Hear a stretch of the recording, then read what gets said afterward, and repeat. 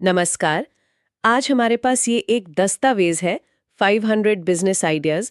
तो आज हम इसी को थोड़ा खंगालेंगे और देखेंगे कि भारत में जो लोग अपना बिजनेस शुरू करना चाहते हैं उनके लिए क्या खास बातें हैं, खासकर वो आइडियाज जिनमें शायद लागत कम लगे।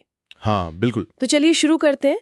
पहली बात जो ये दस्तावेज साफ करता है वो ये कि देखिए, बिजनेस शुरू करना एक सफर जैसा है। मतलब इसमें सही योजना चाहिए, काफी मेहनत लगेगी और मुश्किलों का सामना भी करना पड़ेगा। सिर्फ एक अच्छा आइडिया होना काफी नहीं है ना? नहीं, बिल्कुल नहीं।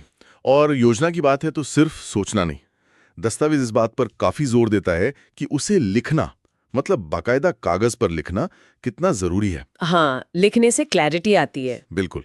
फिर सही जगह, लोकेशन देखना, एक अच्छी टीम बनाना और फाइनेंस, मतलब पैसों का इंतजाम करना। शुरू में तो अक्सर आप जानते हैं अपनी जेब से ही लगाना पड़ता है। हाँ, वो तो है। और हाँ, टेक्नोलॉजी।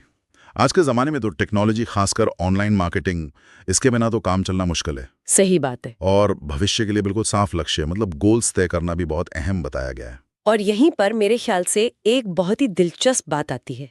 दस्तावेज ये कहता है कि कई बिजनेस आइडियाज ऐसे हैं जिनमें बहुत कम या कह लें कि लगभग ना के बराबर जीरो इन्वेस्टमेंट लगता है। हाँ, ये पॉइंट बहुत महत्वपूर्ण है। ये तो उन लोगों के लिए बहुत बढ़िया है जो शायद पैसों की वजह से ही झिझक रहे हों।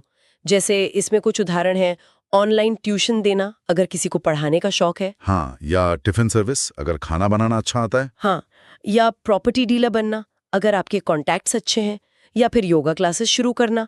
लिस्ट तो काफी लंबी है इसमें। लेकिन ये सवाल मन में आता है कि ये आइडियाज असल में कम लागत वाले क्यों हैं? मतलब क्या चीज इन्हें कम खर्चीला बनाती है? ये अच्छा सवाल है। देखिए, ज्यादातर ये जो आइडियाज हैं, ये या तो आपके किसी स्किल पर, हुनर पर आधारित हैं। जैसे पढ़ाना, योग। हाँ, बिल्कुल। या फिर ये सेवा आधारित हैं, मतलब सर्विस बेस्ड, जिनमें आपको बहुत सारा माल स्टॉक नहीं करना। जैसे टिफिन सर्विस। अच्छा। या फिर ये आपके नेटवर्क पर चलते हैं, जैसे प्रॉपर्टी डीलिंग। तो इनमें वो शुरू का बड़ा खर्चा, जैसे दुकान लेना, ऑफिस बनाना या महंगी मशीनें खरीदना, वो काफी कम हो जाता है या होता ही नहीं। मतलब जीरो इन्वेस्टमेंट शायद एकदम एट्रल ना हो, क्योंकि कुछ तो चाहिए होगा, इंटरनेट, कंप्यूटर। हाँ, वो तो है। बुनियादी चीजें तो चाहिए, लेकिन वो जो बड़ा कैपिटल होता ना, वो बच जाता है। समझ गई। तो कम लागत का मतलब ये नहीं कि मेहनत नहीं है, बस वो शुरुआती जो एक बड़ी रकम की बाधा होती है वो थोड़ी कम हो जाती है।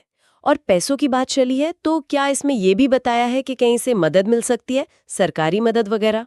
हाँ, बिल्कुल। दस्तावेज में स्टार्टअप इंडिया स्कीम का जिक्र है। उसमें जैसे शुरू के 3 साल इनकम टैक्स में छूट मिल सकती है। अब सोचिए, शुरुआती मुनाफे पर टैक्स नहीं देना पड़े